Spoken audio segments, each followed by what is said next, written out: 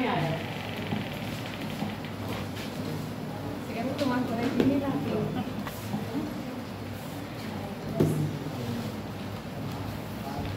List एक तो list B से मिलाएंगे और सही कोड का चयन कीजिए, यानी कि मिलाना है और आपको राइट आंसर देना है। मैंने बोला था पूछा जाता है पर्वत और उसके टाइप, बताया था तुमने पिछली क्लास के एसएससी में पढ़ा होगा, पिछले साल लास्ट ईयर पढ़ा था ना, एसएससी की क्लासेस नहीं करी थी तुमने, लास्ट में आए थे तो आधे से ज्यादा बच्चे। चलो आज पर्वत पढ़े थे, आज पढ़े हो, सुने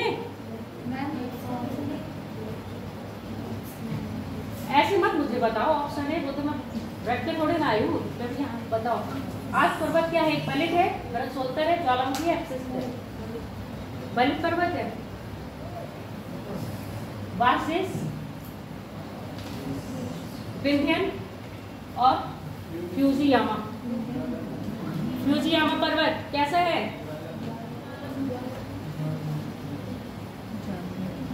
विंध्यन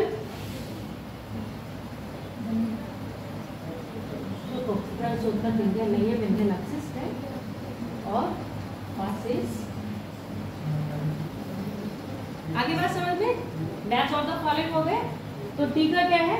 दूसरा टीका, दूसरा यही मिल रहा है, आंसर हो गया एक। कभी कभी एक से आंसर मिल जाएगा, कभी कभी होगा तीन भी बताओगे तब भी आंसर नहीं मिलेगा। हाँ, ये जो कूट भाषा वगैरह दे रखा होता है ये समझ में नहीं आता, ये कैसे दिया होता है? ये कैसे किया अभी तुम्हारे सामने, ऐसे ही करना है। मुझे एक बार कैसे समझा देंगे, हो जाती है। ये पर्वतों के नाम दे रखे हैं, ये उनकी टाइप दे रखे हैं, बृहस्पति, ज्वालामुखी और बलित और अपशिष्ट। आज पर्वत बलित पर्वत है, इसका निर्माण बलन द्वारा हुआ है। वासिस धन से उत्पन्न हुआ है। विंध्यन एक अपशिष्ट पर्वत का उदाहरण है, फ्यूजिया एक ज्वालामुखी पर्वत है। आगे समझ में आशा? सिर्फ ये क्या है आपका, एक तरह से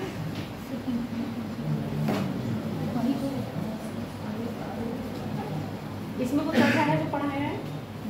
ये देखो जलवायु पढ़ाई थी उस दिन, उत्तरी ऑस्ट्रेलिया में निम्न में से किस प्रकार की जलवायु पाई जाएगी?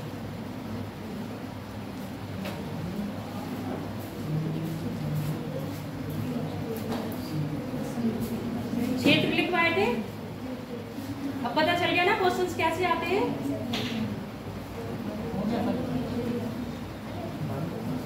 बताओ कौन सी आएगी? चीनी तुल,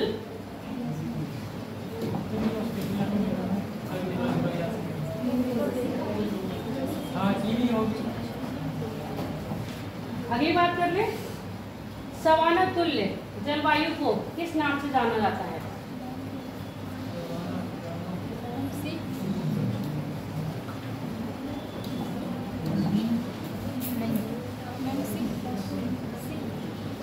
सुदान तुल्य,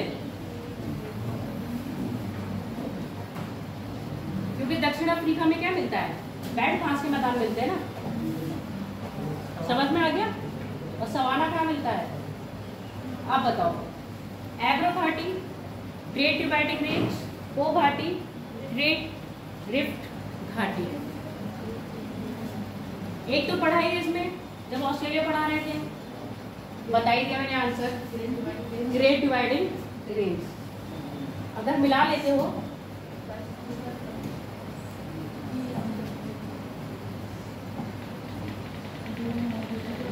अब देख लो कि इससे आपका आंसर मिल रहा है, कहीं दो मिल रहे हैं, दो मिल रहे हैं, यानी कि ये नहीं है। एलिमिनेशन मेथड देख लो, एलिमिनेशन कैसे करना है, यानी कि बी का क्या है आपका? बी का 3 यहाँ है, यहाँ है, यहाँ नहीं है और यहाँ नहीं है, तो दो आपके कट गए। अब यहाँ पर देखो कोई और मैच हो रहा है क्या? नहीं हो रहा है। अब हमारा आंसर ये होगा या ये होगा? पो नदी घाटी, इटली। सी का चौथा कहाँ मिला? आंसर हो गया, 2 से निकल गया। अब आगे देखना है तो देख लो, ग्रेट रिफ्ट घाटी अफ्रीका में है, जो बताया था विक्टोरिया झील इसी में आ रही है। आई बात समझ में? तो ग्रेट रिफ्ट घाटी आपकी अफ्रीका में। कुछ नहीं समझ में आ रहा है तो अब हमें एब्रो नहीं पता है क्या है, तो ए का देखो क्या जा रहा है आप, एब्रो घाटी, ए का स्पेन। 2 भी आ रहा है तब भी आंसर निकलेगा, 3 आ रहा है तब भी आंसर निकलेगा, 1 आ रहा है तब भी आंसर निकला है। और जब बहुत ऑप्शन भी बहुत अलग बनाए हैं तो 3 भी आ रहे होंगे तब भी नहीं आएगा। समझ रहे हो? अगला देखें, डेल्टा भी नहीं पढ़ाया है तो हम डेल्टा की बात नहीं करेंगे। आज हम डेल्टा बता देंगे क्या होता है। सूची 1 को सूची 2 से सुमेलित करिए। मंगोलिया का मरुस्थल दे रखे हैं एक तरफ और एक तरफ देश दे रखे हैं। अब बताओ कौन से देश में कौन सा मरुस्थल पड़ता है? ऐसे मत बताओ, मिलाओ और बताओ। भारत तुमको दिख रहा है? नहीं, इधर आ जाओ अभी। मंगोलिया गोबी, भारत हार, अर्जेंटीना सीरियटकामा, अर्जेंटीना पेंटागोनिया। अब मिलाओगे तो ए का पहला यहाँ, ए का पहला यहाँ, ये भी नहीं होगा और ये भी नहीं होगा। बी का दूसरा आंसर हो गया हमारा बी। ये है स्मार्ट। क्यों पीएचडी नहीं कर रही है? पेपर में टाइम बचाना है। एक से अगर आंसर आ रहा है तो फटाफट एक करो और आगे बढ़ो। ऐसा तब होता है तो सब आते हैं, नहीं तो फिर एक ही क्वेश्चन में पूरी पीएचडी निकाल देते हो। ये अभी नहीं पढ़ाना है, ले आई हूँ, देख लो। नदी उत्तर पूर्ण अवस्था में विसर्ग करती है। इस अवस्था में नदी घाटी सपाट और चौड़ी होती है। क्योंकि अभी नदियां बताई नहीं है, नदियों के टाइप्स नहीं बताए हैं, नदियां गति कैसे करती है ये नहीं बताया है। उत्तर अवस्था और युवा अवस्था, यहाँ पर उत्तर अवस्था नहीं, युवा अवस्था में होगा। प्रौढ़ अवस्था मतलब वृद्ध अवस्था होती है, युवा है ना, और प्रौढ़ मतलब बूढ़ा। प्रौढ़ मतलब क्या होता है? नदियां युवा अवस्था में ही क्या करती हैं? तीव्रगामी होती हैं और विसर्ग करती हैं। ठीक है, इस अवस्था में नदियां घाटी चौड़ी होती हैं और गहरी होती हैं। तो मेरे हिसाब से इसका आंसर क्या होगा? सी पहला सही, आर सही होगा और सॉरी आर सही और डी गलत। डी अंदर हो जाएगा। हाँ, वायुमंडल में ओजोन परत है, ये तो सब बता दोगे।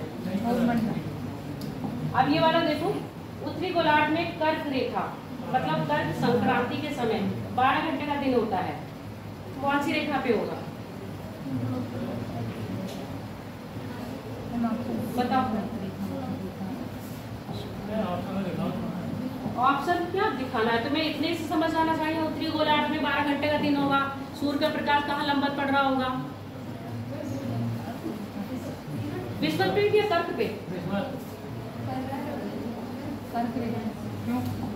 तुमको ये छोटे छोटे कॉन्सेप्ट नहीं क्लियर है।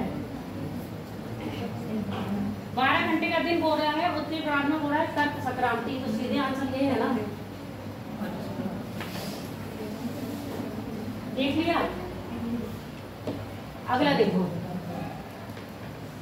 ये क्वेश्चन आया था यूपीपीसीएस 97 में, इसी का फेल करके इस बार यूपीएससी ने 2024 में पूछा है। क्वेश्चन पढ़ो। पृथ्वी के धरातल पर सौर विकिरण, अच्छा पूरा नहीं है, अब पढ़ो। कथन ये है, वायुमंडल अधिकांश ऊष्मा परोक्ष रूप से सूर्य से तथा प्रत्यक्ष रूप से पृथ्वी से प्राप्त करता है। ये कह रहा है जो हमारा एटमॉस्फेयर है, जो एनर्जी लेता है, वो इनडायरेक्टली किससे ले रहा है? इनडायरेक्टली हीट प्राप्त कर रहा है सन से, और डायरेक्टली क्या हो रहा है? अर्थ से। ये बात कह रहा है। अब ये बताओ सही है या गलत है? दूसरी बात ये कह रहा है, पृथ्वी के धरातल पर सौर लघु तरंगों में, यानी कि पृथ्वी पर जो प्रकाश आता है वो कैसे आता है? लो वेव। और जो पृथ्वी की पार्थिव ऊर्जा है वो कैसे जाती है? टेरेस्ट्रियल रेडिएंस होता है, वो लॉन्ग वेव में होता है। ये बात सही कह रहा है या गलत कह रहा है? फिर बता रहे हैं कि ये चीज, इसकी व्याख्या सही तरीके से कर रहा है या नहीं? सही कर रहा है। अब सही कर रहा है तो तुम अब बताओ कैसे? मैम खड़े हो। जब मैम सूर्य की किरणें पृथ्वी पे आती हैं मतलब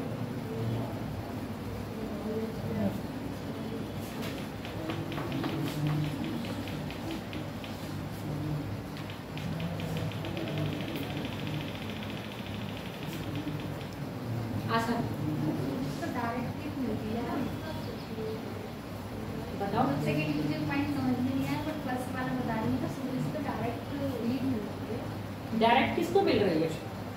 ये कह रहा है यहाँ पर परोक्ष मतलब इनडायरेक्ट है, ठीक है, प्रत्यक्ष मतलब डायरेक्ट है।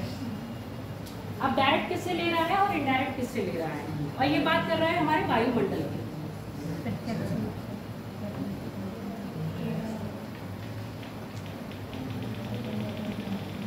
सौम्या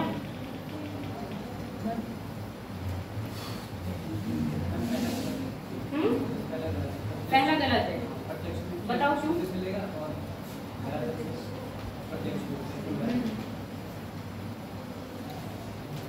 अब इसी को मैंने जब वो क्वेश्चन बताया था तो ऐसे बताया था, जो पृथ्वी का जो हमारा वायुमंडल है वो सूर्य से मतलब पृथ्वी की अपेक्षा सूर्य से ज्यादा गर्म होता है, ठीक है, ये कारण था। दूसरा क्या दे रखा था, यही दूसरा स्टेटमेंट सीधे यही वाला दे रखा था, तो इन्होंने ये उठाया था, तो उसमें ये पहला गलत था, दूसरा सही था। इस कंडीशन में दोनों सही है और व्याख्या भी सही है। तो बता दूं कैसे?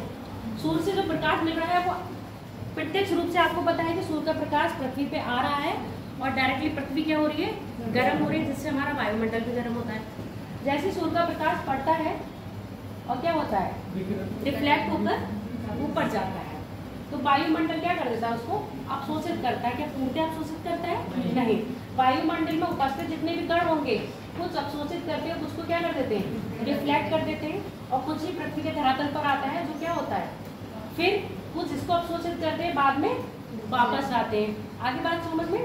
तो प्रकाश से जो आ रहा है उससे भी गर्म हो रहा है, पृथ्वी की जो पार्थिव एनर्जी निकलती है उससे भी क्या हो रहा है, गर्म हो रहा है। अब इससे कंपेयर करेंगे तो इससे हमारा कम होता है, सूर्य के साथ जो प्रकाश आ रहा है वो क्या आ रहा है, लघु तरंगों में आ रहा है। ये बात लिखी है ना, सौर की लघु तरंगे हैं, और पृथ्वी की पार्थिव ऊर्जा जो निकलती है वो दीर्घ तरंगे, यानी कि उसकी क्या होती है, वेव्स, लॉन्ग वेव्स होती है, और ये शॉर्ट वेव्स होती हैं। अब यहाँ ये बात ठीक कह रहा है कि जो वायुमंडल हमारा गर्म हो रहा है सूर्य से, वो डायरेक्ट ना होके कह रहा है, कैसा हो रहा है, इनडायरेक्ट हो रहा है। जबकि पृथ्वी से यही गर्म होता है, जो धरातल से जो ऊष्मा प्राप्त कर रहा है वो डायरेक्ट हो रहा है। तो ये दोनों बातें सही हैं और ये इसको सपोर्ट कर रहा है, इसलिए हमारा आंसर होगा ए आर, दोनों सही है और आगे की सही व्याख्या कर रहा है। समझ में आ गया? तो अपने कॉन्सेप्ट पढ़ो और कॉन्सेप्ट क्लियर करो। ये बात तो कहना चाह रहा था, ये बात तो कहना चाह रहे थे पर अपने शब्दों को समझ नहीं पा रहे थे कैसे। कुछ नहीं है, कैसे कैसे किसको नापना है ये आप देख लेना। संसार में आर्द्रतम स्थान है, बहुत जहाँ ज्यादा वर्षा होती है, सबको पता है। वायुमंडल में ओजोन ये हो ही गया है, ये वाला हो गया, ऊपर जा रहे ना, ये डबल आ गया क्या? अगला देखो,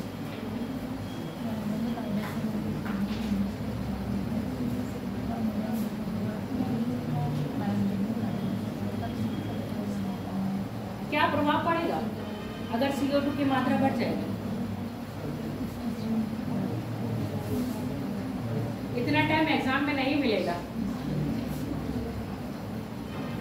CO2 बढ़ने पर GHG बढ़ जाएगा, ग्रीन हाउस इफेक्ट बढ़ जाएगा, और जिससे क्या होगा, तापमान में बढ़ हो जाएगा, ध्रुवों की बर्फ पिघलने लगेगी, समुद्र का स्तर बढ़ जाएगा।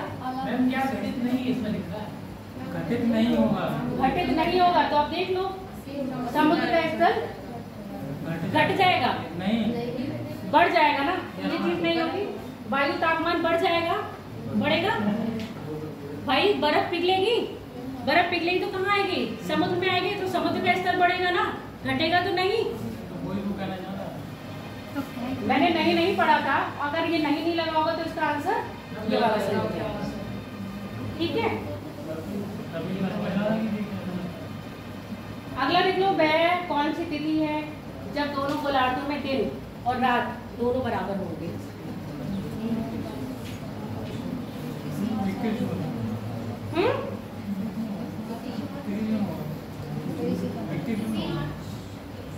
सी बताओ कैसे? किसने कहा? तुक्का मारा है? किसने सी बोला है?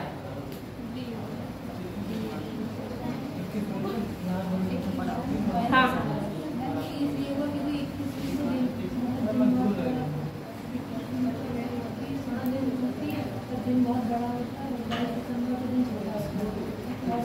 ये क्या बोल रहा है?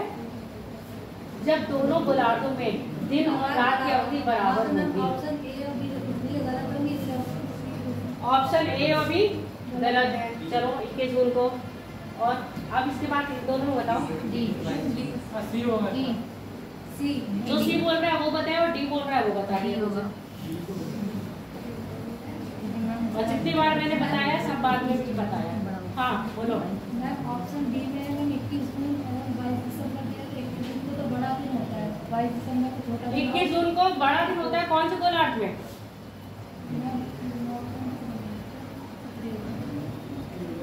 और 22 दिसंबर को बड़ा दिन होता है कौन से गोलार्ध में? ये उत्तरी गोलार्ध में सबसे बड़ा दिन है, ये दक्षिण गोलार्ध में सबसे बड़ा दिन है। 21 मार्च होते ही सितंबर को सूर्य का प्रकाश भूमध्य रेखा पर होता है, इसलिए दोनों गोलार्धों में 12 घंटे का दिन और 12 घंटे की रातें होंगी, दिन रात बराबर होगी। अब क्यों बोल रहे हो? तुम पुराने हो तब तुम ये चीजें नहीं समझ पा रहे हो, तुम ऐसे तो उम्मीद ही क्या करें।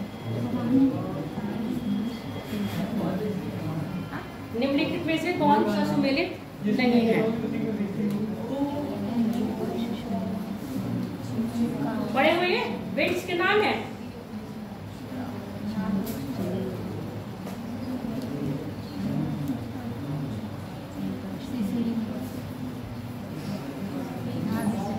इतना टाइम नहीं पेपर में मिलता है। आंसर को देखते ही, क्वेश्चन को देखते ही आंसर लगाना सीखो। भारत में लू है, इसके अलावा कोई नहीं है। पकड़ने वाले होते तो यहीं से पकड़ लेते हैं, इंग्लिश नाम है और भारत में इंग्लिश नाम मिलेगा ही नहीं आपको। एक भी नाम नहीं है।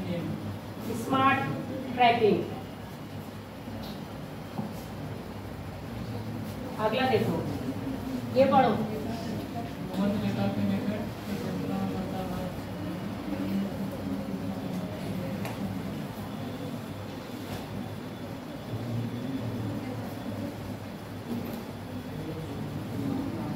जोर से पढ़ो और बताओ।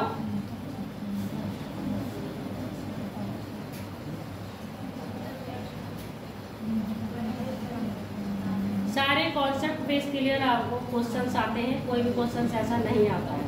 मैपिंग वाले आएंगे, अब तो और डिफिकल्ट हो गया है, अब मैपिंग भी डिफिकल्ट कर दी है। बताओ इसका आंसर।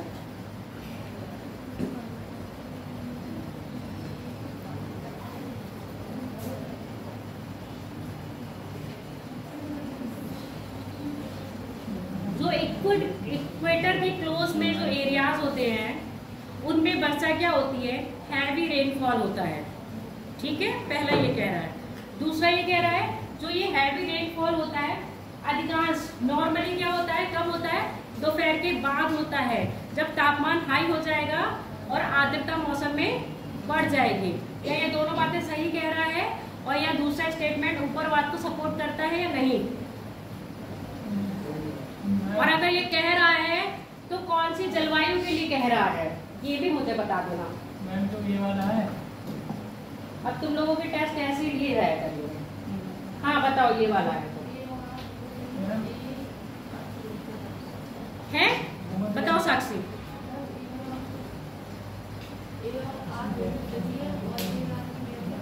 व्याख्या कर रहा है, क्यों कर रहा है मुझे ये चीज बता दो, और कौन से प्रकार की जलवायु की बात कर रहा है?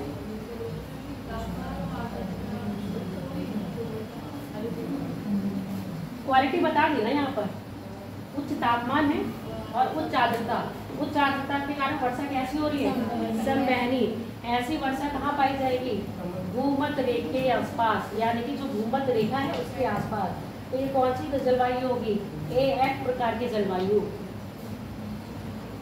जहाँ पूरे साल भर क्या रहती है? वर्षा रहती है। कितने कॉन्सेप्ट लगे इसमें मुझे बताओगे? टेम्परेचर का लगा,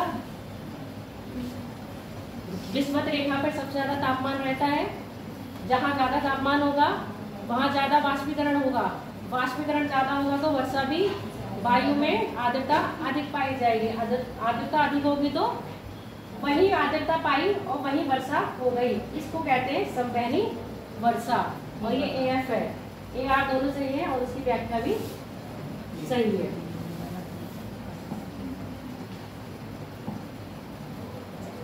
ये तो बता ही दोगे, ये भी नहीं बता पाओगे। IAS 98 में आया था और क्वेश्चंस के रिपीटेशन हो जाते हैं, इसमें कोई दो रहा नहीं है, बस शब्दों को क्या कर दिया जाएगा, घुमा फिरा दिया जाएगा। लगाओ, धरातल से ऊपर की ओर वायुमंडल में विभिन्न स्तरों का कौन सा आएगा पहले? सौरमंडल, सप्ताह मंडल, मध्यमंडल और आयन। ठीक है, मतलब एक ही कॉन्सेप्ट क्लियर है आप लोगों का। इसके बाद के 40 ये पढ़े हो? बताओ क्या है इसमें? जब वायुदाब पेटियां बताई थी उसी समय बताया था पवनों में। क्लोरीन 40 के बारे में बात कर रहा है। कहाँ पाई जाती है? देखो ये कह रहा है ये उत्तरी और दक्षिण गोलार्धों में निर्वात है। ये बड़ी शक्ति और स्थिरता के साथ चलते हैं। इनकी दिशा समानता या सामान्य तौर पर दक्षिण गोलार्ध में उत्तरी पश्चिम से पूर्व की ओर और मेघा आच्छादन, अवकाश, वर्षा, खराब मौसम इसके साथ समान तौर पर संबंधित रहते हैं। पहली बार बस एक निकाल दो, आंसर आ जाएगा। उसका आंसर भी क्योंकि ये उत्तरी गोलार्ध में नहीं होता है, दक्षिणी गोलार्ध में। आगे बात समझ में?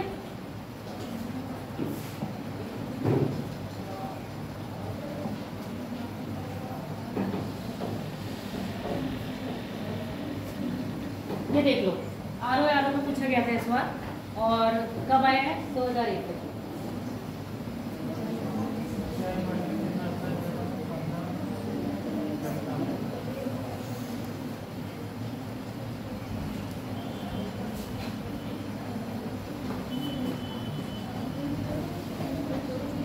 है?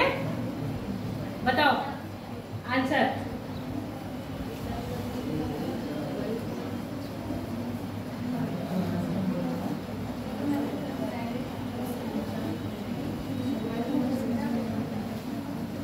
ऊंचाई बढ़ने के साथ साथ जलता तापमान यानी कि बॉइलिंग पॉइंट जो है वो घट जाता है। उसके बाद ऊंचाई के साथ वायुमंडलीय दाब बढ़ जाता है। दोनों सही है। पक्का दोनों सही है? आर गलत है, ये सही है। ऊंचाई के साथ बढ़ने पे वायु दाब कम होता है।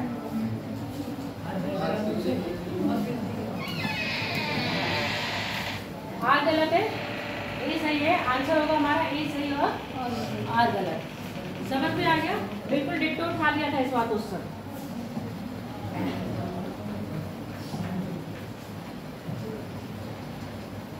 मिलाओ, ये हो गया? नहीं हुआ है।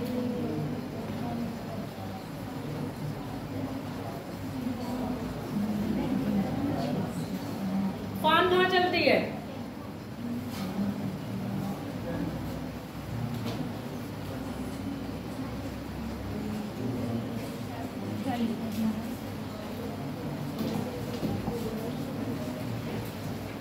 एक का चौथा, या ये हो सकता है या ये हो सकता है। ये भी नहीं होगा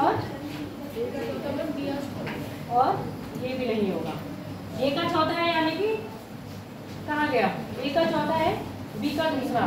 तो बी का दूसरा कहाँ पर है आपका? क्या तो अर्जेंटीना में। अब बताओ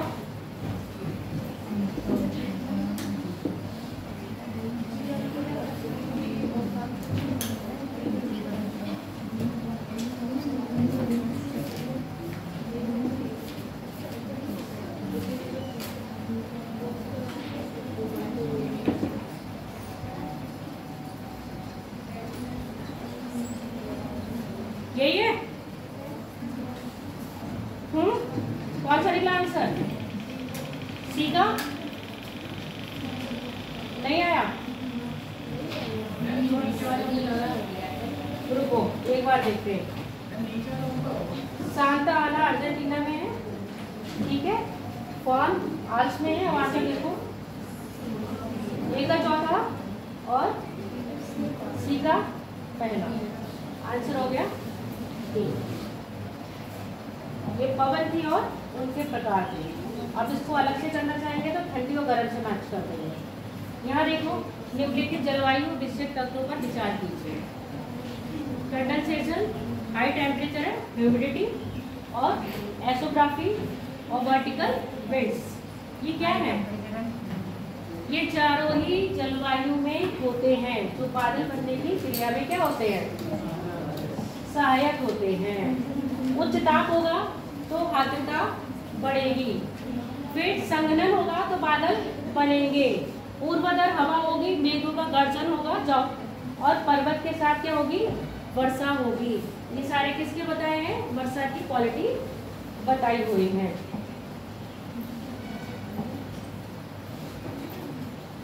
लेविडो पूछा है, वो सॉरी एल्बिडो पूछा है इसमें, किसका किसका कैसा होगा? सबसे कम और सबसे ज्यादा।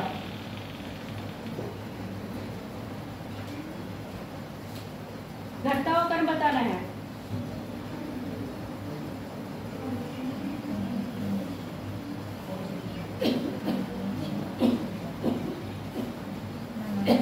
सबसे कम प्रकाश को छोड़ेंगे, ये तीसरा होगा, दूसरा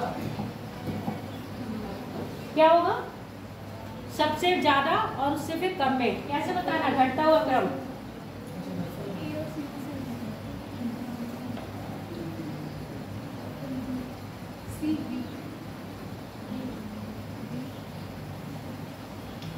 सबसे कम इनमें होगी, उसके बाद ये आएगा आंसर देखो 3 2, फिर टैगा, फिर टुंड्रा, 4 1 2 3। ठीक है, कहने का मतलब है सूर्य के प्रकाश को सबसे ज्यादा परावर्तित कौन कर रहा है? अब सोर्स से सबसे ज्यादा कौन कर रहा है? रिफ्लेक्ट कौन कर रहा है? तो यहाँ रिफ्लेक्शन पूछा गया था, सबसे ज्यादा रिफ्लेक्ट कौन होगा? अगर यहाँ आइस और वो दे देते रेत वगैरह और या स्थल मैदान, तो आंसर चेंज हो जाता। अब ये पढ़ लो, ये हो गया क्या?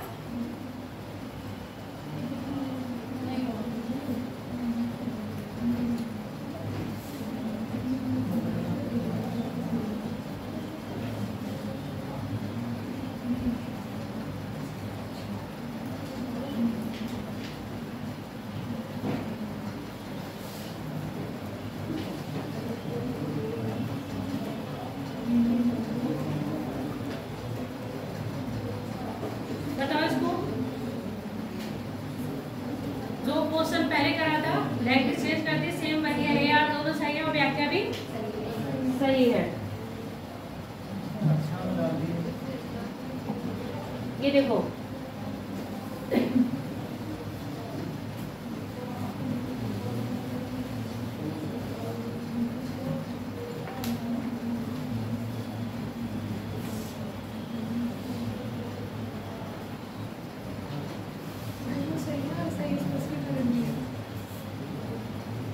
डिफाइन करो।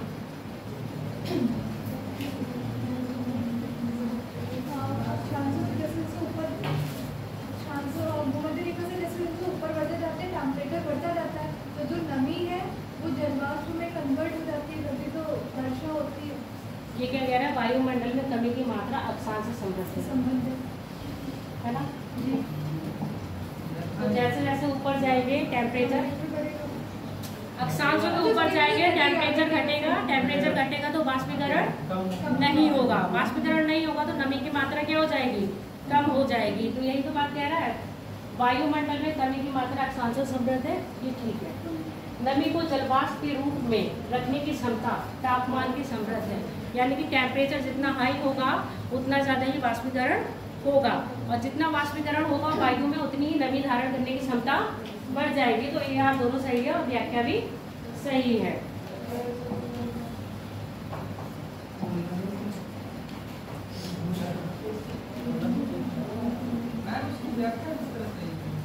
देखो क्या कह रहा है, नमी को जलवाष्प समृद्ध है क्योंकि नमी को जलवाष्प के रूप में रखने की क्षमता तापमान से समृद्ध है, और ऊपर जाने पर अक्षांशों में तापमान वो करेगा ना, अक्षांश तापमान का वो करते हैं ना,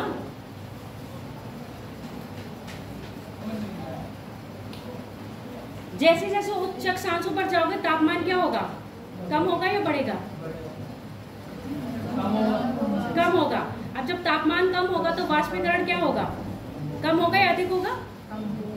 वाष्पीकरण कम। वाष्पीकरण कम हो गया तो वायु में नमी की मात्रा कैसी हो जाएगी, अधिक होगी या कम? तो यही तो बात ये कह रहा है, नमी को जलवाष्प के रूप में रखने की क्षमता तापमान से समृद्ध है। हाँ, अब ये वाला पढ़ो।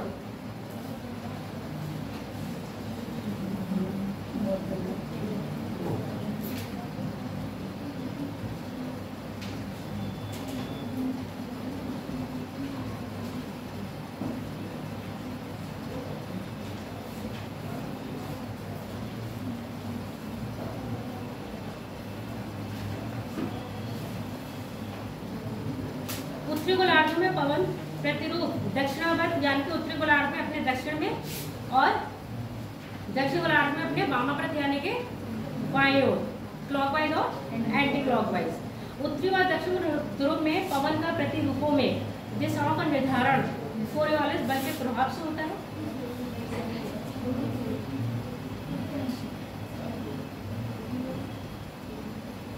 बताओ।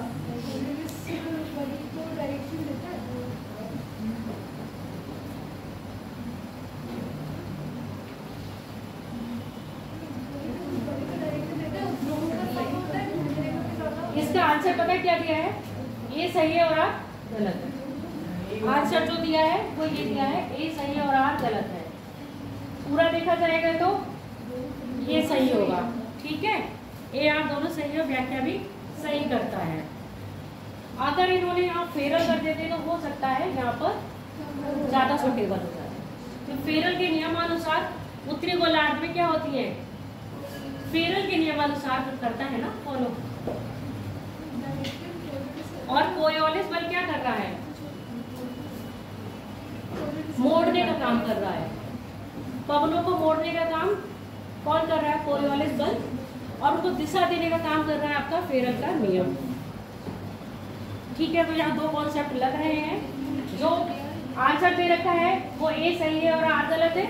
और अगर आप इस नियम से सोचोगे तो आपको ए आर दोनों सही लगेगा, स्पष्टीकरण भी सही लगेगा। और यहाँ अगर फेरल लेके आओगे तो आपको ये वाला सही लगेगा।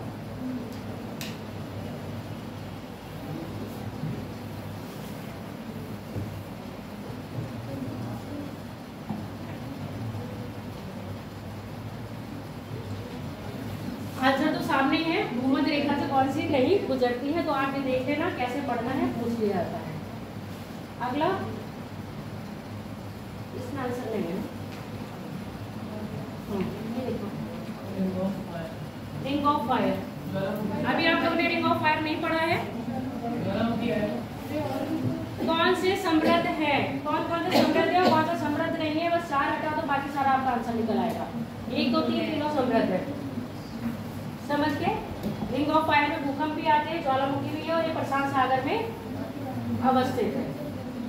तो 1 2 तीनों संबंधित हैं।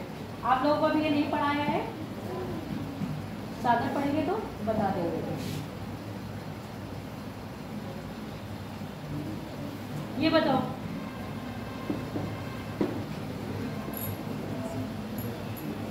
कितने क्वेश्चन रह गए? बस ये लास्ट करते हैं, उसके बाद कल कर लेंगे, है ना। 12वां पेज चल रहा है, 47 क्वेश्चन। एटना कहाँ पर अवस्थित है, वेसुवियस कहाँ है, कोटोपैक्सी कहाँ है, और येरिबस कहाँ है? एटना है सिसिली और वेसुवियस इटली में, और येरिबस है राष्ट्रीय में, कोटोपैक्सी हमारा इक्वाडोर में। कोटोपैक्सी इक्वाडोर से ही हो जा रहा है पूरा। बस यही तुम्हें बताना चाह रही थी। कुछ नहीं आता है, एक तो आता है कोटोपैक्सी, कहाँ गया इक्वाडोर, ठीक है। डी का दूसरा कहीं नहीं है, आंसर हो गया हमारा ये। ज़्यादा इंटेलिजेंट बनना है, सब चेक करना है, तो आप फटाफट मिलाते जाओ। एटना कहाँ पर है, वो एटना सिसिली, और वेसुवियस इटली। बी का तीसरा, ए का चौथा, क्या बच रहा है? 8 मीन्स ड्रॉ करने का तरीका। ठीक है, अब यहाँ पर करते हैं हम अगले क्वेश्चन कल करेंगे। अब जो हम आज आपको पढ़ाने जा रहे हैं, पहली बात छोटी छोटी चीजें लिख लो, नोट डाउन कर लो। प्रायद्वीप,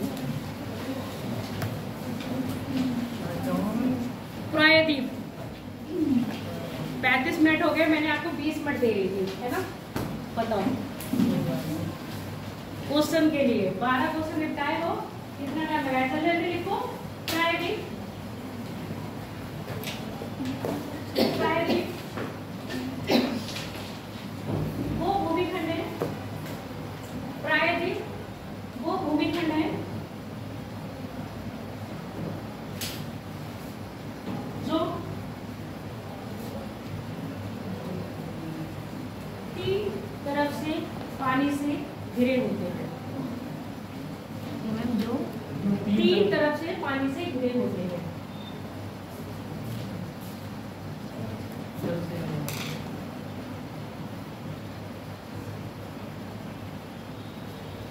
विशेषता है इसकी। अगला लिखो द्वीप। और क्या लिखवाएंगे इसमें? पूरे नाम का लिखवाएंगे? द्वीप। एग्जाम्पल लिख लो। दक्कन प्रायद्वीप, अरेबियन प्रायद्वीप, अरब प्रायद्वीप। कितने प्रायद्वीप लिखोगे बताओ?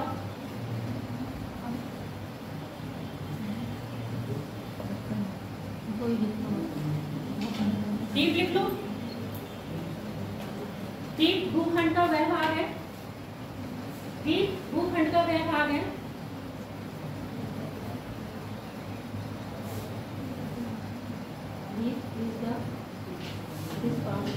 part of the land which is surrounded by the water.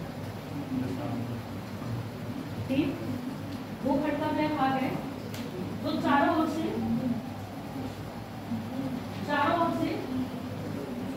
जल से घिरा होता है।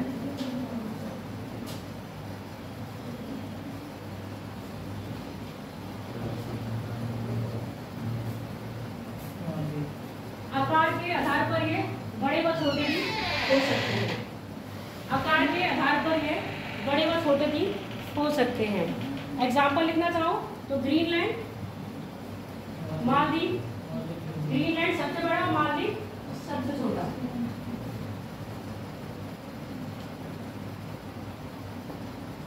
और ये क्या है? द्वीपीय देश है। इसके बाद लिख लो गल्फ।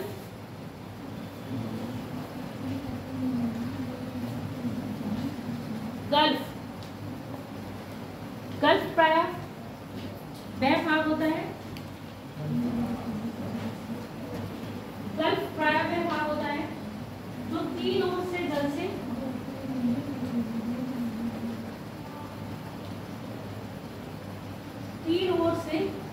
से घिरा होता है। रुको रुको रुको, क्या बोला था? 3 ओर से स्थल से घिरा होता है तथा 1 ओर जल होता है। जो 3 ओर स्थल से घिरा होता है तथा 1 ओर जल होता है तथा इसका मुहाना सकरा होता है। संकरा यानी कि छोटा। एग्जाम्पल लिख लो, गल्फ ऑफ मैक्सिको। नैरो होगा इसका, नैरो। एग्जाम्पल मैक्सिको की खाड़ी। बे लिख लो, बे।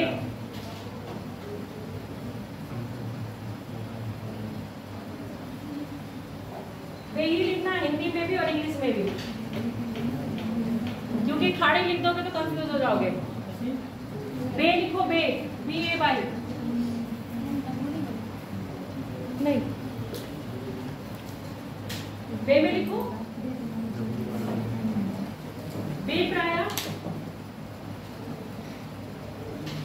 खाड़ी की भांति, बे प्रायः खाड़ी की भांति, मतलब गल्फ लिख लेना। बे प्रायः गल्फ की भांति 3 ओर से इस तरह से घिरी होती हैं।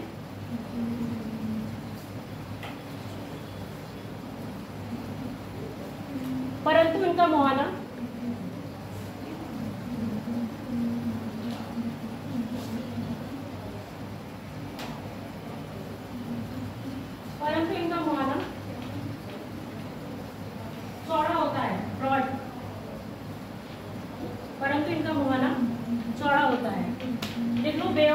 बंगाल, बंगाल की खाड़ी, बे ऑफ बंगाल, बंगाल की खाड़ी।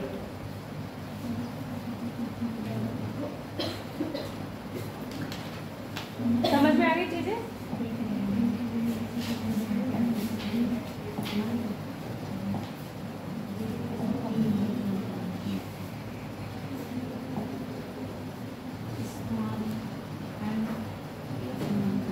पर्वत लिख लो।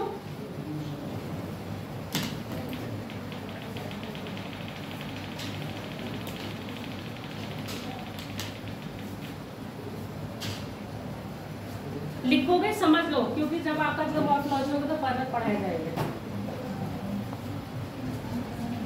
पर्वत प्राय पता है वो भाग होते हैं जो धरातल से अधिक ऊंचे होते हैं और जिनमें क्या होती है, चोटियां अवस्थित होती हैं।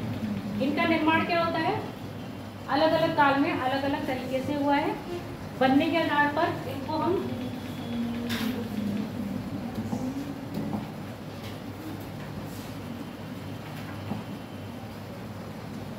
पलित पर्वत कहते हैं, यानी कि फोल्डेड माउंटेन। पलित पर्वत कैसे बनते हैं, ऐसे समझ लो आप, थोड़ा सा ओवरव्यू दे दोगे। जैसे हमारा हिमालय है ना, पलित पर्वत है। जब नदियां क्या करती हैं, जल ला रही हैं,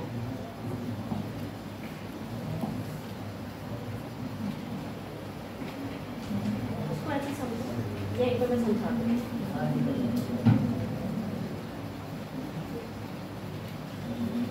कई सारी नदियां देख रहे हो ना, जल ला रही हैं, जैसे यहाँ पर जल ला के गिरा रही हैं। तो ये अपना पानी लेके आती हैं, तो क्या करती हैं, सेडिमेंट्स लेके आती है, यानी कि अवसाद लाती है। ये अवसाद क्या करते हैं, यहीं पर गिराती रहती है। और ये प्रक्रिया एक साथ नहीं होती है, ये क्या चलता है, बहुत लंबे टाइम तक चलती रहती है, हजारों टाइम तक। कभी ना कभी होगा कि ये क्या होगा, फिलअप होगा। इसी बीच क्या होता है, प्लेट्स होती हैं, आपस में क्या करती हैं, मूवमेंट कर रही है, या तो वो दूर जा रही है या वो पास आ रही है। मान लो यहाँ प्लेट क्या आ रही है, पास आ रही है। जैसे कल मैंने आपको एग्जांपल दिया था, ये जो ध्वंस है ये क्या हो रहा है, टूट रहा है, और टूट के क्या होगा, ये कहाँ चले जा रहे हैं, इधर आएगा। जैसे इंडिया फ्लो करते हुए कहाँ पहुंचा था, उत्तर पूर्व में फ्लो करते हुए पहुंचा है और जाके मिल गया यहाँ। तो यहाँ बोला था मैंने पर्वत बनेंगे, बोला था पर्वत का निर्माण होगा। सेम यही कंडीशन क्या हुई, सब इंडिया फ्लो करते आया तो हमारा क्या बना, हिमालय। हिमालय यानी कि इंडियन प्लेट किससे टकराई थी, यूरेशियन प्लेट से। तो यहाँ पर भू सन्नति बोला जाता है। क्या बोलते हैं, भू सन्नति वो स्थान होता है जहाँ पर क्या बनते हैं, पर्वतों का निर्माण होता है, जहाँ नदियाँ गाद लाती हैं। ये क्या होता है, ज़्यादा गहरा नहीं होता है, छिलछिला होता है। जब प्लेटें क्या होती हैं, आपस में आती हैं। अब इसको ऐसे समझो, जैसे ये पेपर है,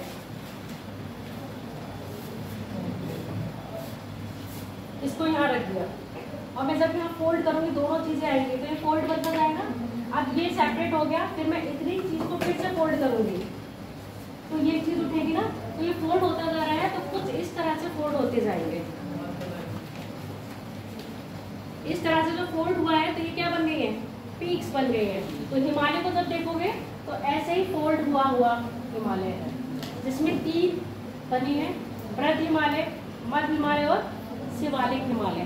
तो इनको जो ऐसे बल पड़ के निर्माण होता है, इनको कहते हैं बलित पर्वत। और बलित पर्वतों का निर्माण कब होगा, जब 2 प्लेटें क्या करेंगी, आपस में टकराएंगी। जहाँ जहाँ 2 प्लेटें आपस में आ रही हैं वहाँ वहाँ बलित पर्वत का निर्माण होगा। और बलित पर्वत का कारण क्या है, साथ में ज्वालामुखी पर्वत भी यहाँ पर बनेंगे। ऐसे ही जो आपका ये एंडीज है और ये जो रॉकीज है, ये भी क्या है, आपके बलित पर्वत के उदाहरण है। इसी में क्या आ जाते हैं, आपके ज्वालामुखी पर्वत। ज्वालामुखी पर्वत एक यहाँ पर आप देखा था, कैमरून देखे थे कि नहीं। कभी कभी क्या होता है, धरती का धरातल क्या होता है, कहीं वीक पॉइंट होता है, जहाँ से क्या होता है, पृथ्वी का लावा रिश्ता है। और जो पृथ्वी का मैग्मा रिश्ता है जब ऊपर आता है तो क्या कर देता है, वो पर्वतों का निर्माण कर देता है। तो उनके द्वारा बने गए पर्वत कैसे होते हैं, ज्वालामुखी पर्वत होते हैं। बलित पर्वत में जब क्या होती है, प्लेट्स इतना ऊपर नीचे चली जाती हैं, यानी कि 200 मीटर की गहराई के अंदर चली जाती हैं, तो वहाँ का टेम्परेचर क्या हो जाता है, बहुत ज़्यादा हाई हो जाता है। जब टेम्परेचर हाई हो जाता है तो ये प्लेट्स क्या होती है, मेल्ट होती हैं। मेल्ट होने के कारण ये दरारों से क्या होती हैं, मैग्मा को निकालती हैं या उद्वेलन करती हैं। तो यहाँ पर क्या मिलेंगे आपको, ज्वालामुखी पर्वत। बलित पर्वत के बीच में क्या मिल रहे हैं आपको, ज्वालामुखी पर्वत। यहाँ देखोगे पूरी रेंज में आपको चिंपा राजा हो गया और क्योटो पैक्सी हो गए, ये सारे कहाँ मिलेंगे, इसी क्षेत्र में मिलेंगे। भ्रंश पर्वत जब क्या है, ये सिर्फ समझ लो ओवरव्यू दिया जा रहा है, क्योंकि आप जियोमॉर्फोलॉजी पढ़ोगे तो ये चीज आपको डिटेल में पढ़ाई जाएगी। ये मान लो एक समतल है, ठीक है, कोई भी बल लग रहा है पृथ्वी पे, मोस्टली जो पर्वत बनते हैं अंतरजातीय बल के कारण बनते हैं, ठीक है। अब यहाँ पर क्या हुआ, अंदर से एक बल लगा, या तो ये बल नीचे लगेगा या ये बल ऊपर लगेगा। अगर नीचे लग रहा है तो ये हिस्सा बैठ जाएगा, इधर से देखने में क्या लगेगा, पर्वत लगेगा ना, तो ये हो गया भ्रंश से उत्पन्न, ये बन गई घाटी और इधर बन गया पर्वत। और अगर ये दोनों बल क्या होंगे, नीचे कार्य करेंगे और ये बल ऊपर कार्य करेगा, तो आपके पर्वत बनेंगे ऐसे। ये हो गया हॉर्स पर्वत, जो जर्मनी का बताया था हॉर्स, ठीक है। और जब इन्हीं पर्वत के बीच में एक पर्वत और हो जाएगा तो वो बन जाएंगे ब्लॉक पर्वत। तो भ्रंश से जो पर्वत बन रहे हैं वो आपके हर्ष ब्लॉक पर्वत कहलाएंगे। भ्रंश से जो बन रहे हैं, जो बल के कारण बन रहे हैं वो आपके बलित पर्वत कहलाएंगे, और जो किससे बन रहे हैं, ज्वालामुखी के कारण बन रहे हैं, वो आपके ज्वालामुखी पर्वत कहलाएंगे, ठीक है। यानी कि वोल्केनिक माउंटेन और रिफ्ट माउंटेन और फोल्डेड माउंटेन। इसके अलावा अपशिष्ट पर्वत कहे जाते हैं, ऐसे पर्वत जो क्या है, बहुत पुराने बने हुए हैं। ऐसे समझ लो, इसका एग्जांपल मैं दे रही हूँ, जैसे आप हो और आपके दादा दादी हैं। आपके दादा दादी और आपकी एज में फर्क पड़ गया, तो आपके दादा दादी का शरीर क्या अब वैसा है जैसा आपका शरीर है? क्यों? वो जर्जर अवस्था में है ना, अपनी अवस्था के बिल्कुल अंतिम चरण पर हो, और आप अपनी अवस्था, या ऐसे समझ लो छोटा बच्चा बिल्कुल अपनी युवा अवस्था में होता है, 20-21 साल का युवा अवस्था है, उसमें एनर्जी बहुत ज़्यादा होगी और दादा दादी में कम, तो वो अपनी जर्जर अवस्था में। तो अपशिष्ट पर्वत वो होते हैं जिनका निर्माण बहुत पहले हो गया। अरावली हमारा एक अपशिष्ट पर्वत का उदाहरण है, जिसका निर्माण प्री कैम्ब्रियन युग में हुआ है। तभी हिमालय की तरह वो भी रहा था। यहाँ है आपका अरावली, और हिमालय तक उसकी क्या थी, पहुंच थी। अब छठ घट के कहाँ रह गया, सिर्फ राजस्थान, गुजरात और दिल्ली तक ही रह गया, वरना कभी कश्मीर तक भी इसका पहुंच हुआ करती थी। अपशिष्ट हो गया है। जितना भी आप विंध्यन देखोगे या सतपुड़ा देखोगे, ये भी क्या है, अपशिष्ट पर्वत के उदाहरण है। इनका जो निर्माण हुआ है आज से कई हजारों साल पहले हो गया है, जबकि हिमालय, आल्प्स, ये सब क्या है, आपके बलित पर्वत की श्रेणी में आ रहे हैं, और ये अभी नवनिर्मित है। गौरवरत बात ये है, यानी कि गौरव की बात ये है, पूरे विश्व का सबसे पुराना पर्वत अपशिष्ट पर्वत भी भारत में है, और पूरे विश्व का सबसे नवीनतम पर्वत हिमालय पर्वत भी भारत में है। इसके बाद बात करते हैं अपलेशियन पर्वत। अपलेशियन पर्वत का अभी उदाहरण पूछा गया था, ये बलित पर्वत भी है और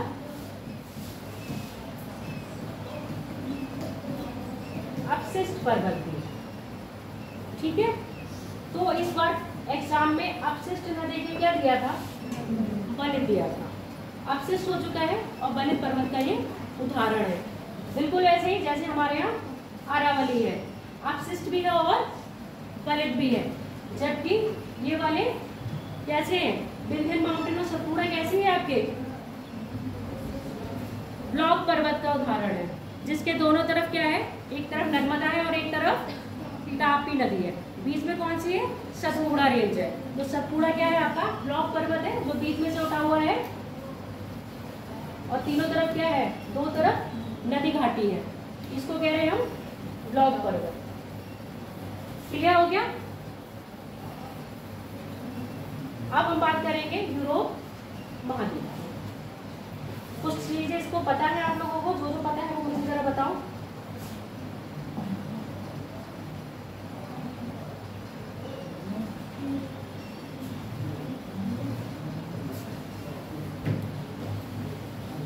2 दिन से पढ़ रहे हो यूरोप?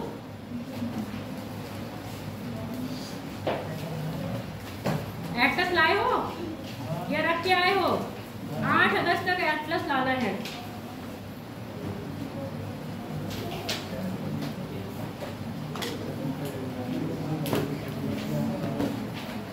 अब मुझे बताओ बोसपोरस संधि कहाँ है? अच्छा लिख लो, संधि भी आएगी ना। प्रायद्वीप लिखवा दे, द्वीप पर्वत रहने दो। अगर टाइप्स लिखना चाहते हो तो बस पर्वत में ही लिख लो। बलित पर्वत, ब्रज पर्वत, बलित पर्वत, ब्रज पर्वत, अपशिष्ट पर्वत,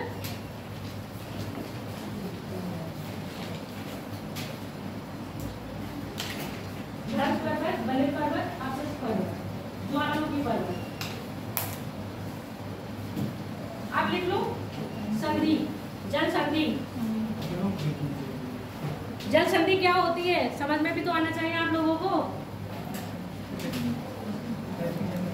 जल संधि प्राय वह स्थान है जहाँ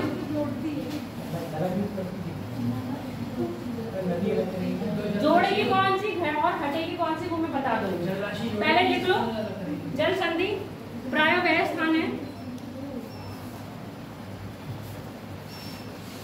जहाँ दो बड़े सागरों के जल आपस में मिलते हैं, जहाँ बड़े सागरों के जल आपस में मिलते हैं तथा दो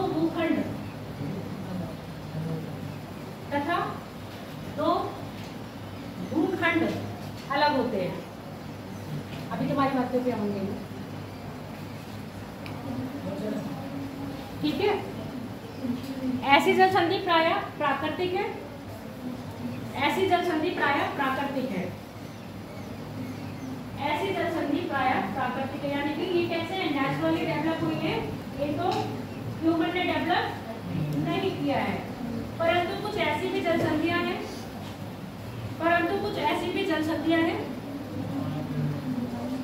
जो मानव निर्मित है। परंतु कुछ ऐसी भी जल संधियां हैं जो मानव निर्मित है,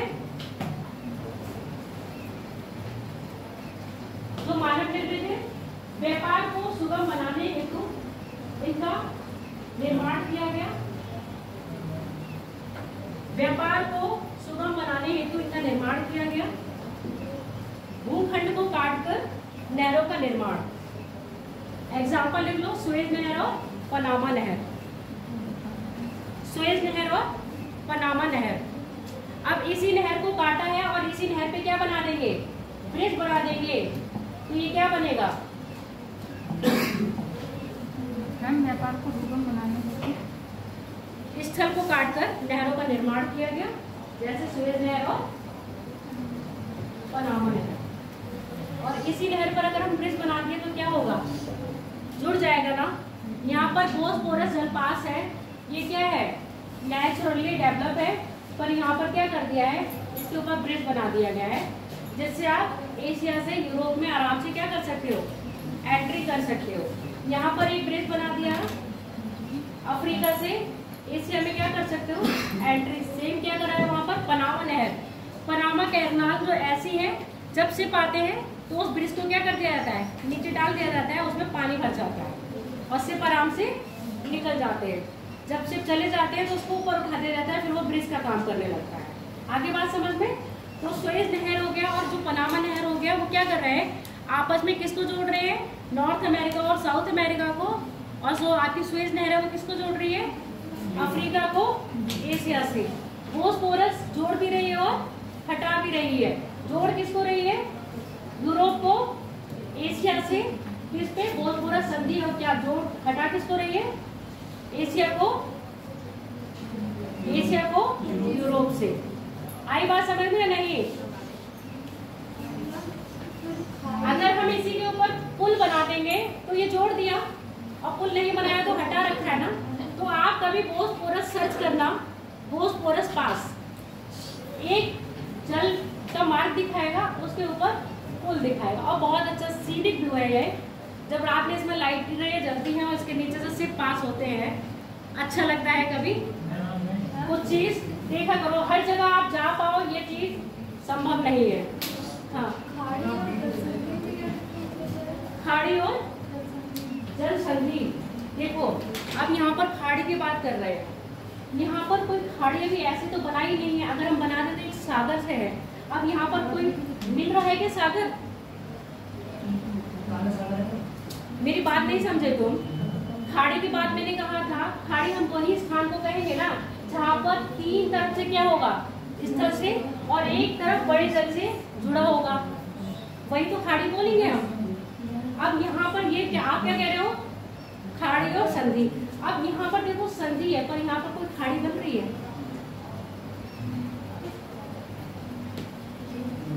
आगे बात समझ में, यहाँ खाड़ी नहीं है, क्या है, संधि तो बन रही है।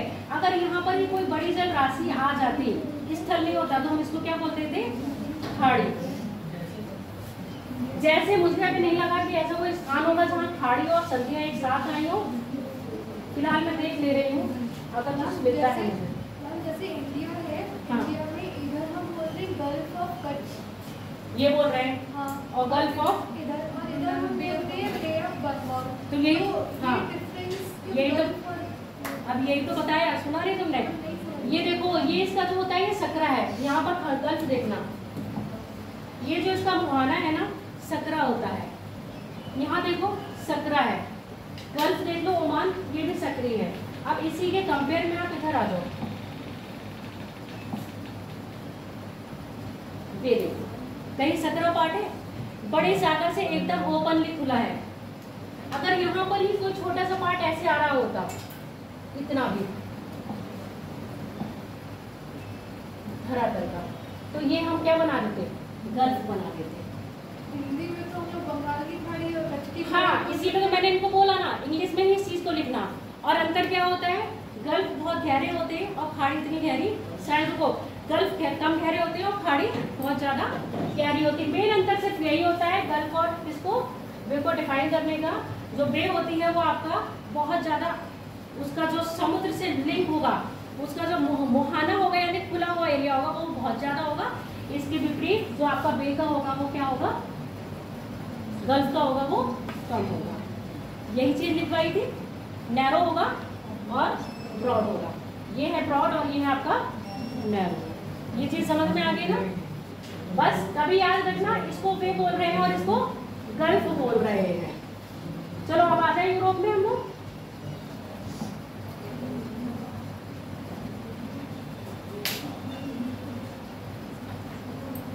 संधियां लिखवा दी थी यूरोप में, कुछ लिखवाई थी कि नहीं?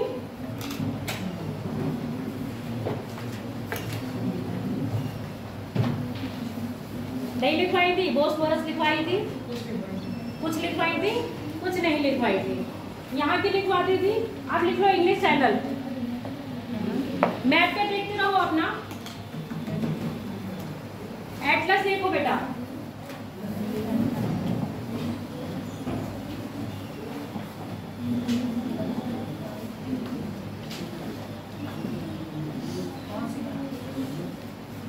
इंग्लिश चैनल देखो, ये रहा।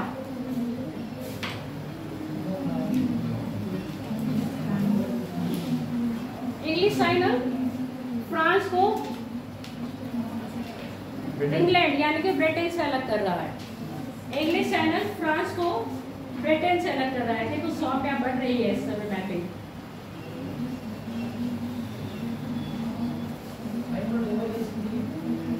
क्या कह रहे हो? वहीं पर ही डोबर जल संधि है। तो इंग्लिश चैनल और डोबर जल संधि जब पूछेगा तो आपका आंसर किसका होगा? किसको अलग कर रहा है? फ्रांस को इंग्लैंड से। दोनों ही जल संधि अलग कर रही है फ्रांस को इंग्लैंड से। इसके बाद देख लो,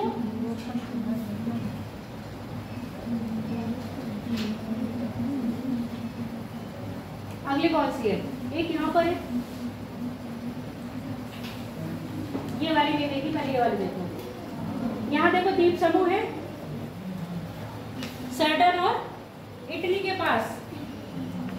हाँ, इसके बीच में है एक जल संधि, क्या है? वार्फिन।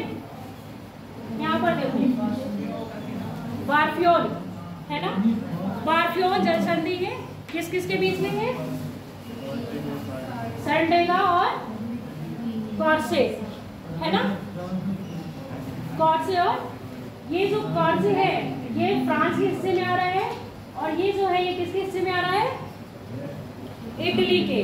तो आपके वहां पर लिखा हुआ है, और इसको हमेशा याद रखना। कभी क्या होता है, द्वीप का नाम दे देगा और पूछ लेगा किसके आधिपत्य में है। जैसे अभी मैचिंग दिखाया था ना, मैच द फॉलोइंग करने के लिए, ऐसे एक तरफ क्या करेगा, आइलैंड के नाम दे देगा, साथ में एक तरफ दे देगा कंट्री का नाम। फिर आपको क्या करना पड़ेगा, मैच करना पड़ेगा।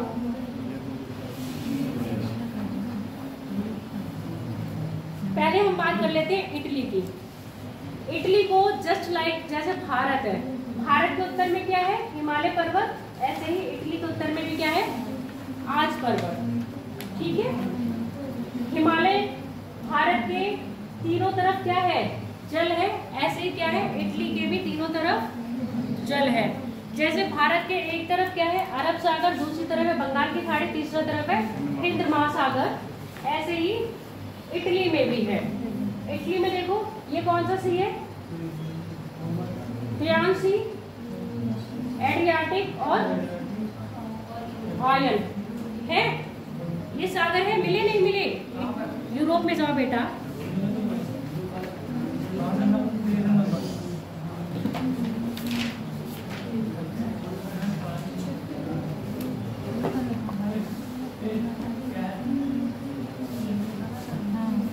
अभी आपने सिसिली सुना था, सिसिली, सिसिली द्वीप है, किसका है ये, इटली का है।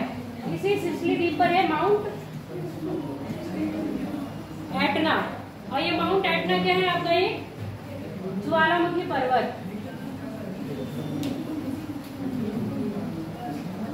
और यहीं पर है स्ट्रैम्बोली, स्ट्रैम्बोली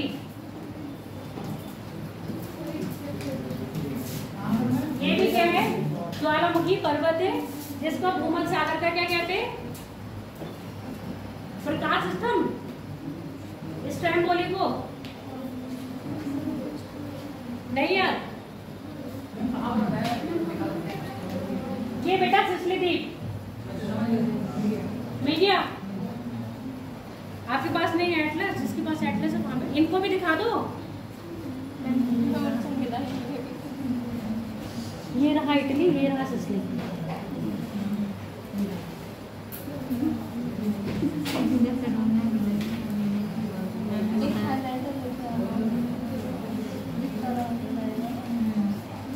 ठीक है, इसके बाद है गल्फ ऑफ लॉइन, किसका है ये, फ्रांस है।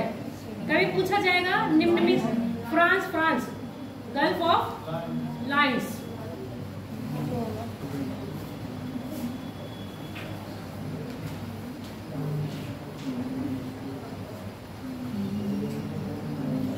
अब यहाँ देखो दो छोटे छोटे देश हैं, एक है मोनाको, मिला, मोनाको है फ्रांस और इटली के पास।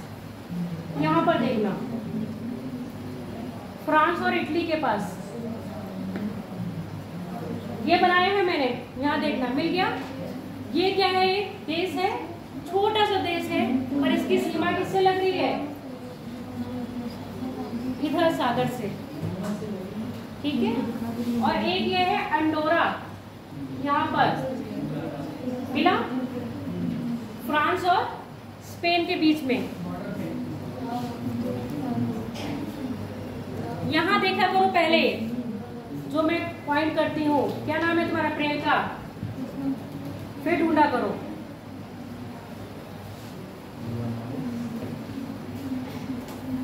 जिब्राल्टर तो बता ही दिया था कल आपको, जिब्राल्टर संधि बता रही थी। एक है ट्रेंच, यहाँ देखो,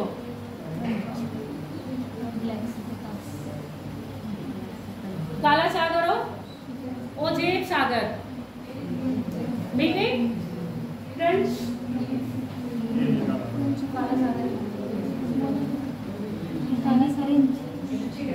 किरचे है ना, हाँ बस वही जल संधि लिख लो, किरचे, किरचे मीठे बेटा, हाँ जल संधि यहाँ पर है, नाम लिखा है वहाँ पर। बोस्फोरस बताइए ही दिया है, डार्डेनल बता ही दिए हैं।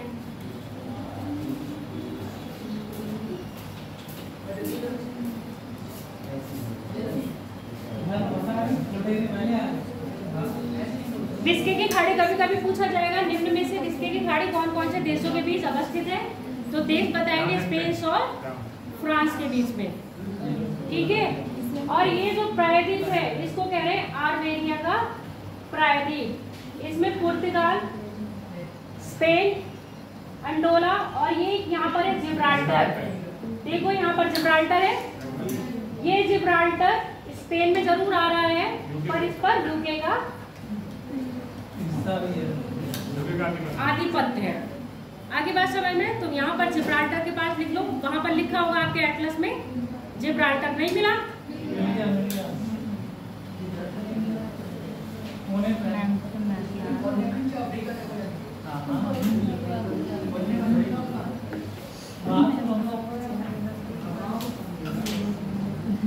पता चल गया? 4 देश कौन कौन से? एक अंडोला, एक जिब्राल्टर, पुर्तगाल। और पुर्तगाल की जो कैपिटल है वो क्या है? लिस्बन। स्पेन की है मैड्रिड। फ्रांस की है क्या है? फ्रांस की पेरिस। और पेरिस में इस समय क्या चल रहा है?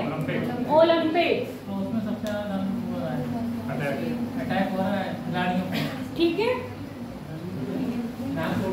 अब पर्वत देख लो बेटा, पेरनीस पर्वत फ्रांस और स्पेन की सीमा के बीच में है। पेरनीस पर्वत फ्रांस और स्पेन की सीमा। ये देखो, पहले एक बार ऊपर देख लिया करो, उसके बाद देखा करो। पेरनीस पर्वत फ्रांस और स्पेन। इसके बाद आएगा वासदेश, जर्मनी और फ्रांस के पास देखना। वासदेश जर्मनी और फ्रांस, यहाँ नहीं है वासदेश, ये नहीं रखा, ऐसा हो नहीं सकता। वासदेश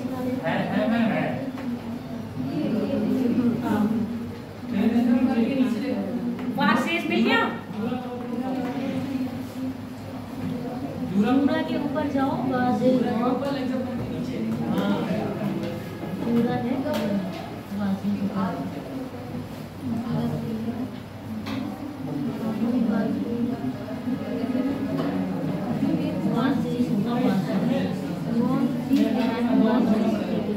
वासदेश कर लो, ठीक है। वासदेश पर्वत हो गया। वासदेश के बाद आओ जूरा मिला, जूरा मिल गया। जूरा पर्वत का नाम उसी नाम पे रखा है, जोरासिक सुने हो? जोरासिक पार्क मूवी देखे हो, है ना? उन्हीं के नाम पे जहाँ से क्या मिले हैं आपके डायनासोर के अवशेष, उसी के नाम पर इसको जूरा का कर दिया है, जूरा पर्वत। ठीक लगा लो। ब्लैक फॉरेस्ट देखो, ब्लैक फॉरेस्ट वासदेश के पास ही होगा। ब्लैक फॉरेस्ट मिल गया। अब ब्लैक फॉरेस्ट और वासदेश के बीच में ही से निकलती है आपकी राइन नदी, मिल गई। तो राइन नदी कहाँ बह रही है? भ्रंश घाटी में। और जहाँ भी नदियाँ भ्रंश घाटी में बहती हैं वहाँ क्या मिलेगा? कोयला मिलेगा। अभी बताएंगे कोयला कैसे बन रहा है, ठीक। अब इसके बाद जूरा हो गया। हर्ष देख लिया, हर्ष जो एक ब्लॉक पर्वत का उदाहरण, जिसका हर्ष उत्तर पर्वत का उदाहरण है। हर्ष दे रखा होगा, देखो दिया है। ये क्या है? एक ब्रंश पर्वत है। यहाँ पर होगा जर्मनी में, जर्मनी इधर आना, इस तरह से। इसमें तो दही भी रखेंगे ज्यादा माउंटेन। इसके बाद देखो काकेसस,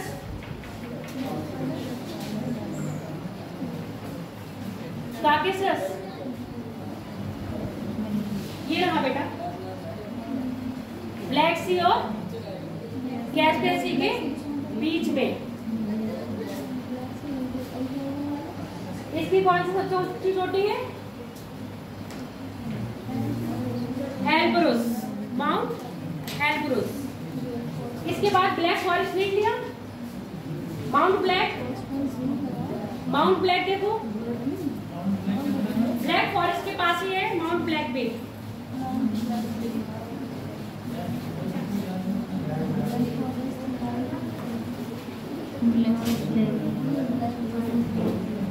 देखो हर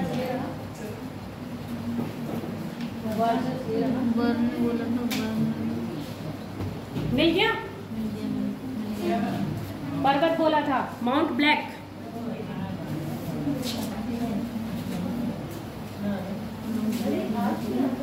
आर्च में है, सबसे ऊंची चोटी है।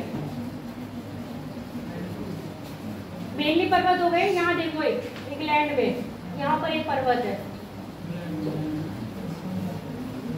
इंग्लैंड में, क्या नाम है, अजीब सा नाम है कुछ, पेनाइन्स माउंटेन। ठीक है, बस नाम याद रखे हो, पेपर में अभी तक पूछा नहीं गया है। इसके बाद है आपका स्कैंडिनेवियाई। स्कैंडिनेवियाई पर्वत। अब यहाँ पर जब स्कैंडिनेवियाई आ गया है तो स्कैंडिनेवियाई देश भी लिख लो। स्कैंडिनेवियाई देश देखो, अगर हम फिजिकली देखें तो नॉर्वे, स्वीडन और फिनलैंड इसमें आते हैं, और फिनलैंड का वो भी उत्तरी पार्ट।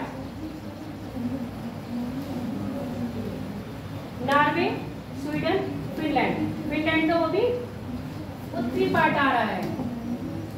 पर अब हम इनको पॉलिटिकली देखेंगे तो इसमें आपका डेनमार्क, ग्रीनलैंड और आइसलैंड इंक्लूड हो जाएंगे। आई बात समझ में? अगर हम फिजिकली देख रहे हैं तो नॉर्वे, स्वीडन और फिनलैंड का वो भी उत्तरी पार्ट, उत्तरी फिनलैंड। और पॉलिटिकली देखेंगे तो ये तीन देश तो है ही है, साथ में क्या हो जाएगा आपका डेनमार्क, आइसलैंड और ग्रीनलैंड। ग्रीनलैंड क्यों हो रहा है, ये बात सुन लो। ग्रीनलैंड है तो नॉर्थ अमेरिका कॉन्टिनेंट के पास, पर उस पर जो आधिपत्य है वो डेनमार्क का है। देखो वहां लिखा होगा ग्रीनलैंड, और ग्रीनलैंड में लिखा होगा साथ में डेनमार्क लिखा है। इसमें ग्रीनलैंड दिखाएंगे नहीं, जब आप उस पर आओगे नॉर्थ अमेरिका कॉन्टिनेंट पर आओ तब दिखाएंगे। कितनी कंफ्यूज हो तुम मैप को लेकर। ये रहा ग्रीनलैंड, मिल गया, लिखा है डेनमार्क, समझ में आ गया। इसलिए ग्रीनलैंड क्यों ले रहे हैं हम स्कैंडिनेवियाई देश में, क्योंकि वो डेनमार्क को इंक्लूड कर रहे हैं, और डेनमार्क पर किसका अधिकार है, वो ग्रीनलैंड पर। आगे बात समझ में? ठीक है, यस, बहुत तेज बोले तुम। अब ये छोटे मोटे सागर है, गल्फ ऑफ बोथनिया की तो बात कर ही ली थी, किस किस के बीच में है, फिनलैंड और स्वीडन के बीच में है। गल्फ ऑफ बोथनिया ये रहा, बोथनिया कहते हैं, बाथनिया कहते हैं, जो चाहो वो कह लो, पर मेरे को तो बोथनिया सही लगता है, मैं बोथनिया बोल देती हूँ।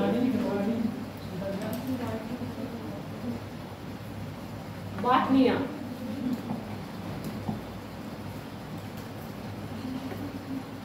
स्वीडन और फिनलैंड के बीच में है।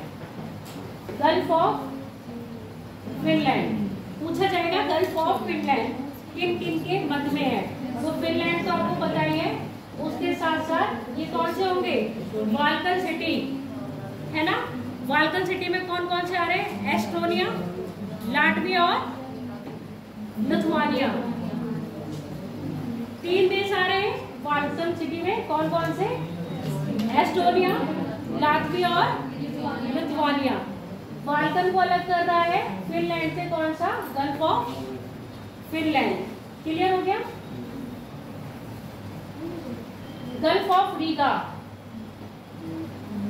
किसके मध्य है, गल्फ ऑफ रीगा पोलैंड के पास है, ये रीगा, एस्टोनिया और ये पोलैंड है ना, ये क्या आ रहा है, ये अच्छा ठीक है, ये लाटविया आ रहा है, एस्टोनिया ठीक है। गल्फ ऑफ बोस्निया किसके बीच में है? लाटविया और एस्टोनिया के बीच में। नील नहर तो बताई थी। बाल्टिक को किससे जोड़ रहा है आपके? नॉर्थ सी से, तो पहले बताया था, ओवर क्यों नहीं किए थे तब। अब देख लो, सागर की बात कर ले रहे, छोटे मोटे सागर यहाँ के निकट गए ना। अब उत्तर में आ जाओ। पहली बात तो नॉर्वेजियन सी सबको पता है, कोई कंफ्यूज नहीं होगा, आराम से चल जाएगा। कंफ्यूजन यहाँ होगी जब काला और कारा में पूछा जाएगा। कारा सागर रसिया से लगाता है सीमा और उत्तर में है। अटलांटिक महासागर का क्या है? पार्ट है। जबकि ब्लैक सी यानी काला सागर भूमध्य से सागर से अपनी लिंक करता है। तो यहाँ देखो पहले व्हाइट सी किसके बीच में है? पूरा पूरा रसिया, पूरा पूरा रसिया के बीच में है, क्योंकि यहाँ से क्या चल रहा है? पार्टीशन हो रहा है किसका? फिनलैंड और रसिया का। उसके बाद आगे बढ़ते जाओगे, फिर देखो कारा सागर आ रहा है, पूरब की तरफ बढ़ना। व्हाइट सागर के बाद कारा सागर आ रहा है। कारा, काला नहीं, कारा नहीं मिल रहा है। ऊपर ही देखो,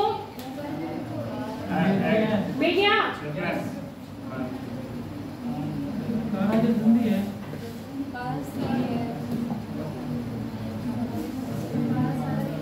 व्हाइट मिल गया। एक लेफ्टेसी जरूर देख लेना, बताएंगे क्यों। लेफ्टेसी और यहाँ देखना डीना, जब रिवर पढ़ोगे ना, क्योंकि एक यूरोप में क्या है, आधा रसिया हम एशिया में पढ़ेंगे और आधा रसिया हम यूरोप में पढ़ेंगे। तो समुद्र देख सकते हो आप अभी आज, कौन सा है? लाप्टे, और ये रहा आपका कारा सागर। तो इनके सीक्वेंस ऐसे ही याद कर लेना। इसके आगे आ रहे हैं, फिर कौन सा है? ईस्टर्न साइबेरिया सी। तो मेन 4 सागर हो गए, व्हाइट, कारा और लैक्ट्रिया और ईस्टर्न साइबेरिया सी। तो इनको ऐसे ही क्या करोगे आप? याद कर लोगे। इसके बाद इधर आ जाएगा आपका बेरिंग सागर, और बेरिंग सागर बाद चुस्की सागर। वो करेंगे हम जब एशिया पढ़ेंगे। लगभग मुझे लग रहा है छोटे मोटे सागर भी पढ़ गए हैं, जो और कुछ रह गया है। इटली के हो ही गए हैं, माउंटेन हो गए। अब हम बात करेंगे रिवर की। रिवर के बारे में पहले लिखवा दूं। चैनल और जल संधि में मतलब क्या कह रहे हो? चैनल और जल संधि में, चैनल और जल संधि में क्या अंतर है? देखो यहाँ पर इंग्लिश सागर होगा ना, एक है इंग्लिश सागर दिख रहा है कहीं? नॉर्थ सी इंग्लिश सागर नहीं दिखा? चैनल लिखा है ना? तो जहाँ सागर है ना, उसी के नाम पे इन्होंने चैनल कह दिया, और ये थोड़ा सा ब्रॉड टर्म में रहेगा। सागर को ही इन्होंने क्या कह दिया है? चैनल कह दिया है। आगे बात समझ में, चैनल को ही क्या बोला है? सागर। और जहां पर भी क्या आती संधियां हो रही है, वहां पर कोई भी ऐसा कोई सागर नहीं है।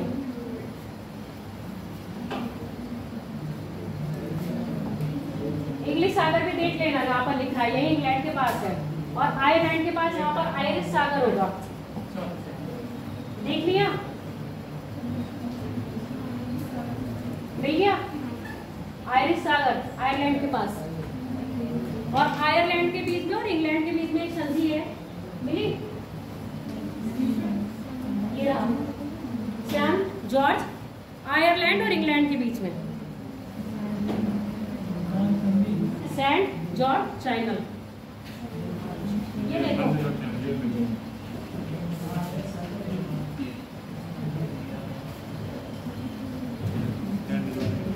अब हम नदियों की बात कर ले। देखो यूरोप की अगर हम व्यापार की दृष्टि से देखें तो 2 नदियां बहुत ही महत्वपूर्ण है। एक होती है राइन नदी और दूसरी होती है आपकी वोल्गा नदी। ठीक है, पूरे यूरोप में बात करेंगे तो वोल्गा नदी सबसे लंबी नदी है। तो पहले वोल्गा से स्टार्ट करें। अब मुझे सबसे पहले ये बता दो, एशिया को यूरोप से अलग करता कौन है? ये मैं 3-4 बार बता चुकी हूँ। एशिया से यूरोप। हाँ यूराल पर्वत। बताओ सौम्या। हाँ, यूराल पर्वत, यूराल नदी, कैस्पियन सागर, काकेसस, ब्लैक सी और बोस्फोरस, डैनॉर्थ, फिर भूमध्य सागर, जिब्राल्टर जल संधि। ये सब क्या करती है? आपस को एशिया और अफ्रीका सबसे अलग करती है। एशिया से कह रहे हो तो तुम ब्लैक सी तक ही रख सकते हो। एक क्रीमिया और उसमें है, क्रीमिया कहाँ चला गया? क्रीमिया, क्रीमिया की भी स्टोरी सुन लो। इस क्रीमिया को कभी रशिया ने गिफ्ट दिया था यूक्रेन को, अब इसने छीन लिया है। तो क्रीमिया का आधिपत्य देखोगे तो रूस का है। किसका है आपका? रशिया का। चलो हम नदी की बात कर लेते हैं, वोल्गा नदी। पहला लिखो वोल्गा नदी, लिखे हुए हो? वोल्गा रिवर लिख लो बेटा, नदियों के बारे में।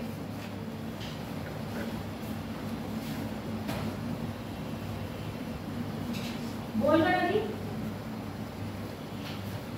यूरोप महाद्वीप की सबसे लंबी तथा महत्वपूर्ण नदी है।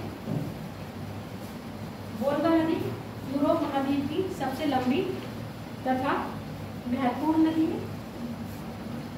डॉन, ये वाला नहीं, मैं हूं डॉन, मैं हूं डॉन, वो डॉन नहीं है। डॉन नदी इसकी सहायक नदी है। डॉन नदी इसकी सहायक नदी है, यानी कि क्या है? इसमें मिलने वाली, इसमें मिलने वाली ट्रिब्यूटरी कहते हैं ना उसको। हाँ, वोल्गा नदी तथा डॉन नदी तंत्र, जो वोल्गा और डॉन रिवर का सिस्टम है ना, ये क्या करता है? आपस में व्यापार को क्या कर देता है? जब ये आपस में मिल जाएंगी नदियां, तो इनका जो जल का वो क्या रहता है? बेसिन, नदी का बेसिन बड़ा हो जाता है, जो यातायात के लिए क्या करती है? बहुत महत्वपूर्ण हो जाती हैं। संयुक्त रूप से अपना जल किसमें गिराती हैं? कैस्पियन सागर में गिराती हैं। दूसरी लिख लो यूराल। वोल्गा नदी और डॉन नदी का तंत्र व्यापारिक दृष्टि से अति महत्वपूर्ण है। व्यापारिक दृष्टि से अति महत्वपूर्ण है।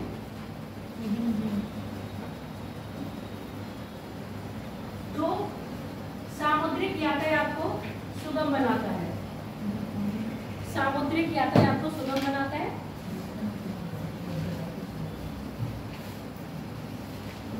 तथा वोल्गा नदी अपना जल कैस्पियन सागर में गिराती है।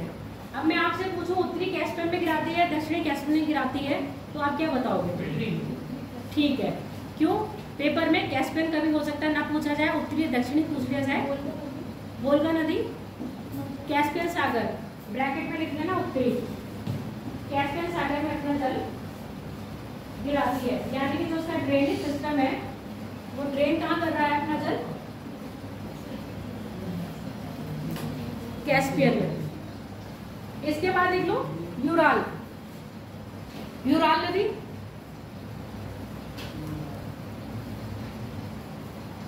यूराल पर्वत से निकलती है, यानी कि इसका उद्गम क्या है? यूराल पर्वत है, तथा किधर हो रही है? दक्षिण की ओर प्रवाहित हो रही है। पूरी दिशा लिखोगे? रहने दो दिशा लिखने के लिए। ये है दक्षिण की ओर प्रवाहित होते हुए पलटती है, ऐसे लिख लो, यूराल से निकलती है तथा उत्तरी कैस्पियन में अपना जल गिराती है। यह नदी प्रायः एशिया और यूरोप की सीमा का निर्धारण करती है। यह नदी प्रायः एशिया और यूरोप की सीमा का निर्धारण करती है। आपका क्वेश्चन यहीं पर नोट कर लो। जो वोल्गा नदी है, वोल्गा नदी के तट पर कौन कौन से शहर बसे हैं उसका बताना है। ये नदी प्रायः एशिया और यूरोप के मध्य सीमा का निर्धारण करती है।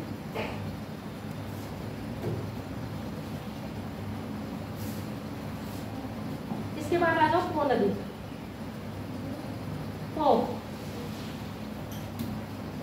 पो नदी घाटी, इससे पहले जलवायु में भी पढ़ा दिया ना।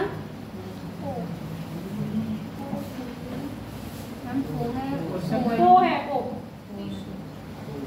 ये को लिखा है पो और हिंदी में लिखोगे तो पो। कौन से साइड में? अब बेटा अपने यहाँ की तरह थोड़ी ना गंगा यमुना आ जाएंगे। अपने यहाँ भी बहुत सारी नदियाँ हैं। यहाँ भी बहुत नदियाँ हैं। जब अपने यहाँ की नदियाँ पढ़ोगे तब कहोगे कि मैडम नदियाँ निकल आ रही हैं। ठीक है, नदियाँ लिखो, पो नदी लिखो, पो नदी।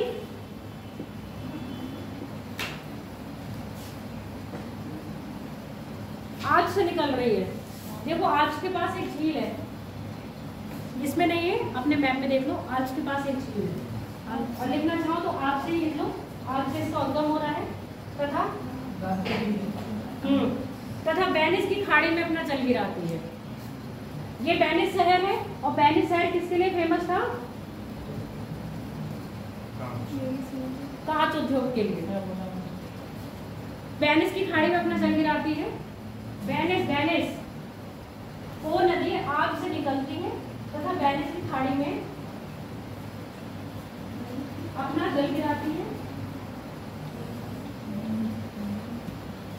पो नदी के तट पर इटली का वेनिस शहर बसा हुआ है।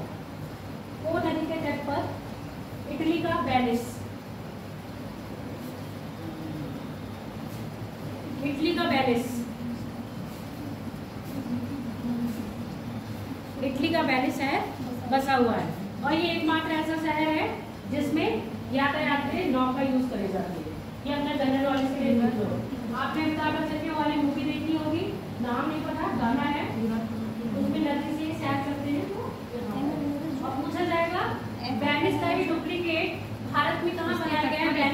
वेनिस और ग्रेटर नोएडा में बनाया गया है, जहाँ पर क्या है, ये लिखना नहीं था, ये तो मैंने जनरल नॉलेज के लिए दिया। सुन लिया? पो नदी की जो तुलना करी जाती है भारत की गंगा से, भारत की गंगा से इसकी तुलना करी जाती है। जैसे भारत में गंगा नदी है वैसे क्या है इटली की गंगा। ठीक है, तो तुलना की जा रही है आपकी पो नदी की इटली। यहाँ बेटा वेनिस शहर है और यहाँ वेनिस की खाड़ी है। ठीक है, सागर तो आपको अब बंगाल की खाड़ी पूरा दिखेगा, ऐसे समझ लो। जैसे अपने यहाँ नर्मदा और ताप्ती है, कहाँ गिरती है? खंबात की खाड़ी में गिरती है ना, पर अरब सागर आता है ना उसमें। ऐसे यहाँ पर है एड्रियाटिक सागर है, पर कहाँ गिर रही है आपका? वेनिस के पास, वेनिस की खाड़ी में। अब नई दूसरी नदी लिख लो, सीन नदी।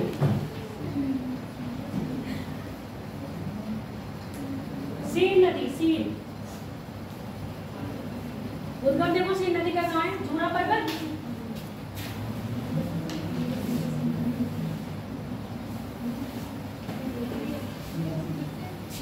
लिख लो सीन नदी।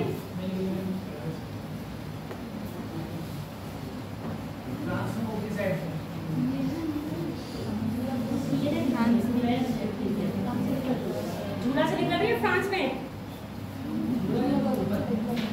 जूरा पर्वत से थोड़ा सा ऊपर। तो इसको ऐसे लिख लो, मध्य फ्रांस से निकलती है,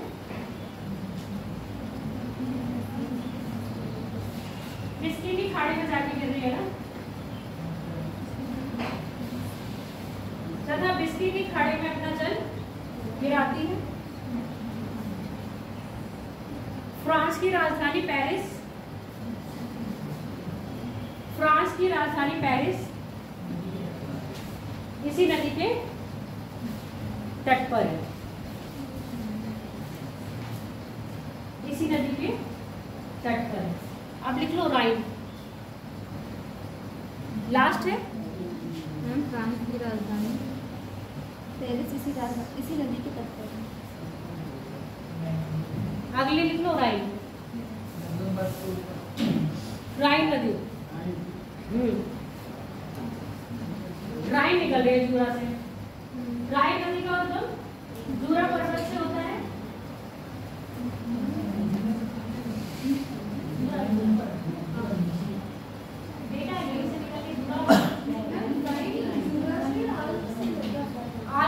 निकल रही है, डेल्यूट, और जूरा उसके जस्ट ऊपर है, मैंने लिखा है। कहाँ से? ये हमारा हाथ है और ये छोटा छोटा, ये इसमें यहाँ पे रखा है ना,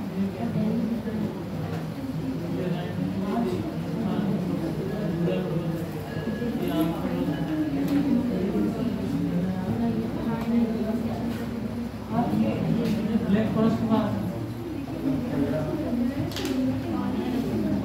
पता नहीं ये में झूला दे रखा था, आज बोला जा रहा है तो दोनों भी लिख लो, आज से जूरा कर लो। इसमें जूरा दे रखा है ना, भाई ये इंग्लिश में दे रखा है आज, और यहाँ दे रखा है जूरा। जहाँ सही लगे वहाँ देख लेना, यहाँ पर देखो कहाँ से निकल रही है। क्या कह रहे हो? राइट नदी है ना, ये है। फिलहाल लिख लो, ब्रैकेट में डाल लेना, तो आज भी डाल लेना, ठीक है। उद्गम जूरा और ब्रैकेट में लिख लो आज। ऐसे आर्टिकल में ऐसे आर्टिकल आज, हाँ ब्रैकेट में आज लिख लेना। से निकलती है तथा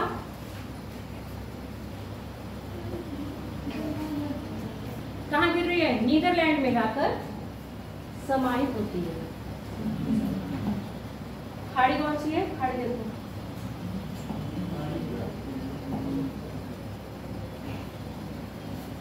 कहाँ गया? नीदरलैंड में। कौन सी खाड़ी? बांस की खाड़ी, लिख लो। बांस की खाड़ी में जाकर नीदरलैंड के पास आज बचा रहे हैं।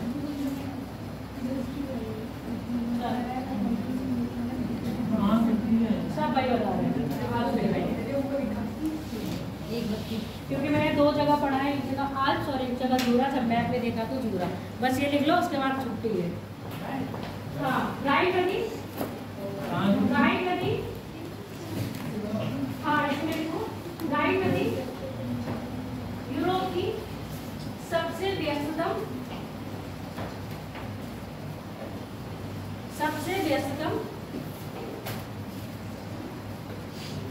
अंतरराज्यीय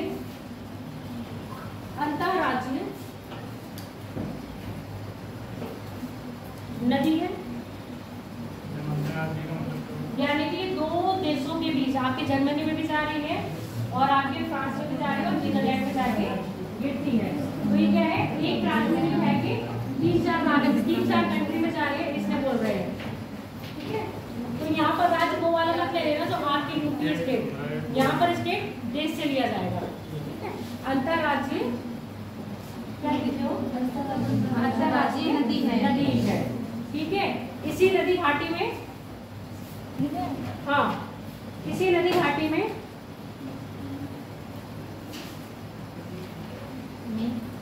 यूरोप का सबसे प्रसिद्ध कोयला क्षेत्र रूर कोयला क्षेत्र आता है, रूर कोयला क्षेत्र आता है। और ये नदी देखो तुम्हारे पैरों के नीचे पेपर पड़ेगा, हाँ। और ये नदी वासदेश तथा ब्लैक फॉरेस्ट के फ्रंट्स में बहती है। यह नदी वासदेश तथा ब्लैक फॉरेस्ट के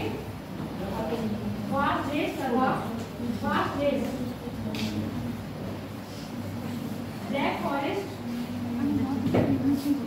के बीच ब्रंस घाटी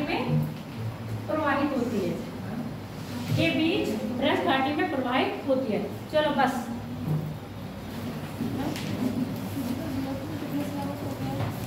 बेटा ज्योग्राफी खत्म होने वाली है, अभी इंडियन ज्योग्राफी स्टार्ट है 8 के बाद।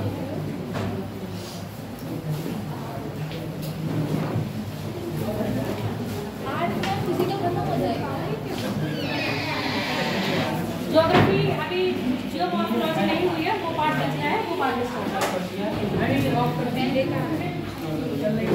क्या चल रही है? करी नहीं